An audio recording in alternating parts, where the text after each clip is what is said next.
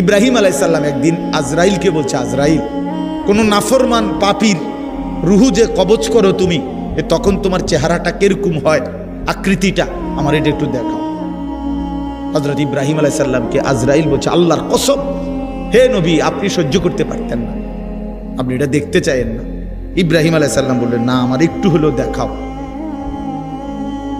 তো আজরাইল এই বিভৎস আকৃতি, মানে নাফরমানের জান কবজ করার সময় উনার যে চেহারার আকৃতি হয়, এই চেহারাটা ধরে ইব্রাহিম আলাইহিস সালামকে দেখাইলেন। বিশ্বাস করেন, এই কিতাবে আছে, ইমাম কুরতুবীর কিতাব, ইব্রাহিম আলাইহিস সালাম একটা চিৎকার মাইরা বেহুশ হয়ে গেছে। হুঁশ আসার পরে ইব্রাহিম আলাইহিস সালাম বললেন, আল্লাহর কসম, আয় আল্লাহ, মালিক আপনার কসম, কবরের আযাব, জাহান্নামের আযাব কোনো নাফরমানের জন্য কিছুই লাগবে না, শুধু আজরাইলের এই ভয়ানক দৃশ্য জান কবজের সময় একবার দেখলেই তার সারা জিন্দেগীর নাফরমানির শাস্তির জন্য এটাই যথেষ্ট।